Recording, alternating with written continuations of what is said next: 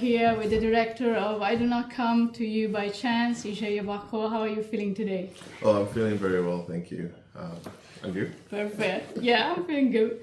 So I would like to ask you, when you have the chance to adapt the novel, what specific themes or character did you decide and arcs of them, like, did you decide to portray, and like, because you want maybe to be sure that the film resonated also with young audiences? I think so. I Do Not Come to You by Chance is a novel by Ishaya Bako, and I mean, like, when I first read it, this is like over 10 years ago. It was, yeah, it just struck me as something that would just look good on screen, and it's like larger than life, like it's kind of outlandish, the nature of the characters, the nature of what they do, and I think just trying to create that weave was an interesting challenge in itself. This was the first time I was adapting a novel, so I was also very curious as to like how you're able to change the forms. And I think at the core of it is the characters, like it is the relationships that exist, and I think that's part of how we were able to navigate cracking the story and how it would represent well on film. Because we have one central protagonist that we see literally throughout, or with him, it is through his eyes. His name is Kingsley Ibe. And it's through his eyes that we see the story and the unraveled world, the tragedy he faces, heartbreak he faces, but also like opportunities that comes his way.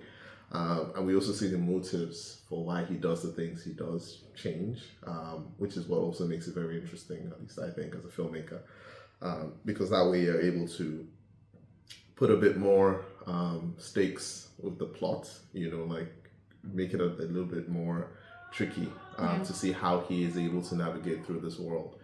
And then it's that relationship between him, his mother, and his uncle, that triangle, that now made it like the push and pull effect of like good versus evil and what he's going to do. That was kind of what the anchor point was. Yeah, and according to what you're saying, there is the character of Cash Daddy, right? Yes. That you portrayed with like a mix of what humor, but also moral ambiguity, like you were talking to us. And can you discuss actually if when you decide like to make this character, what was like the aspect that resonates most for you, like for what you want to show in the story? That's a very good question. I mean, like, I think Cash Daddy all just stands out. He's like very big. He's very like exuberant. Like over the top. And I think more so in the book than in the film. So ironically, we had to tone him down a lot. So yeah, for Cash Daddy, he's very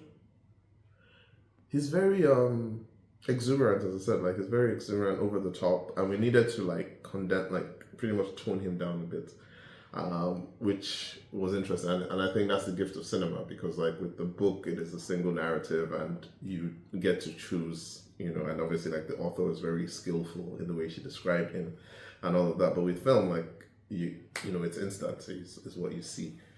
And I think what, in a sense, connected me to him is being able to show like that kind of three-dimensionality to the character, because like not all bad guys are like fully bad. Like classic example would be Tony Soprano, and that's why The Sopranos are such a good series story, because like you could see this really bad person, but like he had his own fears, he had his anxieties, that kind of humanized him in a bit.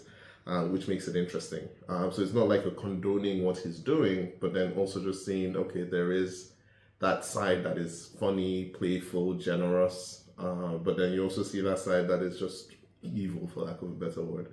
And for characters, like the anti-hero, like those are always just interesting tapestry to tap into and to see how to bring that kind of performance to life. Yeah, perfect.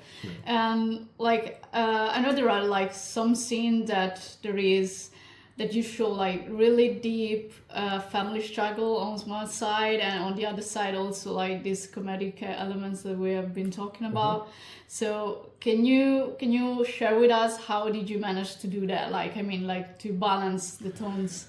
Yeah, I mean, I hope we did balance the tones, because one of the things was that the book was really fun. I mean, the book is a really funny book, and we needed to keep that humor there. But then in that is that there's drama, and I think with every genre, there's always drama there. You know, like there's always whatever conflict that the characters are going through, whatever the plot is that the characters find themselves in. And I think for a film, like just making it like, I think it was always tricky, but again, I hope we were able to come through, because I think in many cases, at least the responses that we've gotten from the audience is that we were able to get it through. But then I think it was important to keep the humor, but then also the real situation and dire situation that the family was in was also good to show that. In terms of keeping the audience engaged, is because it's always very boring, like if you just like one sad thing happening on one side, you know, and it also could be overbearing. It's like, oh, we're just trying to be funny all through. So again, like we had the source material, which was great, and we're just able to use that to navigate the. How was for you, like, not to fall like kind of in stereotypes? Also because you are bringing your movie like all around the world, so maybe you have already had some audiences that has given feedback to you. So how was all that? I think that's the beauty about the book as well, is that it didn't fall into stereotypes. That it kind of like humanized the characters a bit, actually more than a bit. And I think that was one of the things that we were always conscious of. But again, like that's the risk you take in telling stories like this. We're conscious of the fact that this is something that a reputation, I guess, like that Nigeria has, but it goes beyond that, you know, and it's part of saying this goes beyond that. And as I said, like the book, the source material was just written itself of how we see them going to crime. And it's not very different in a sense. I mean, I don't want to call, but if you think about something like The Godfather, you know, like Michael Corleone's story, how you see him try to do something for the family, and then you just literally see his corruption through and through. And it's a similar type of situation with this, is that you see him trying to do something for his family, but then you just kind of see his corruption through and through. And there's no justification for it. It's just a kind of a reality of this is the nature of cybercrime. You know, this is the consequence as well of crime, which is as real and as complex as it gets in every way. And like for some of the people, they're not just, you know, completely ruthless, you know, uncouth, uneducated people. You have some very educated people that go into it. Smart people that go into it. And that's part of what we're trying to show. Very interesting, that part. And also, since you are mentioning a lot of like Sopranos, so Godfather, I would like to know like what are your biggest influential, like from like movies, books. All right. I mean, like I would stick with for this particular film. Okay. I mean, like the book, of course. Like I do not come to you by chance. The novel itself was the touchstone and the touch point. And interestingly enough, it was The Great Gatsby. You know, Baz Luhrmann's The Great Gatsby. Like looking at that, because like if you remember, like it was Tobey Maguire's character. That is telling the story. And it's a similar type of thing, because it's Kingsley telling his story, and then you have Gatsby with Leonardo DiCaprio, and then Blossom Chukwujeku, who plays Cash Daddy, is kind of like our Gatsby in that world. It's like this very exuberant and big. Which was tricky in itself, because like what we discovered is obviously for the book, because Kingsley is telling the story through and through, it's a bit easier to follow through. But with the film, once Cash Daddy, because of just how big a character he is, once he comes in, we're very conscious not to allow him like overpower, you know, the story. And so in terms of what you talked about, the tone, yes, we're trying to balance the drama with the comedy, but at the same time also trying to balance like Kingsley's story and his interaction with Cash Daddy as well. Very cool. One last question I would like to ask you is about like, do you are you already working on something new? Like, do you want to work on something new in the future? We do. I am working on like two new projects. I'm not sure I can talk about it now, but yeah, like also trying to like switch genre. One of them is like a historical epic and fantasy, Okay. which I'm quite interested Cool. interested Very in, cool. and then the other one is a comedy.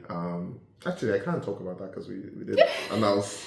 Okay. We did announce it at Cannes as a comedy, which is a remake of a Burkinabe film Okay. called The Three Rascals. Oh, cool. Yeah, Very which cool. is which is an interesting like wild out comedy. It's like a full comedy now, Yeah. so that'll be interesting to do. Thank you so much. It's Thank very you. an honor talking to you. Very funny, really. Thank you so much.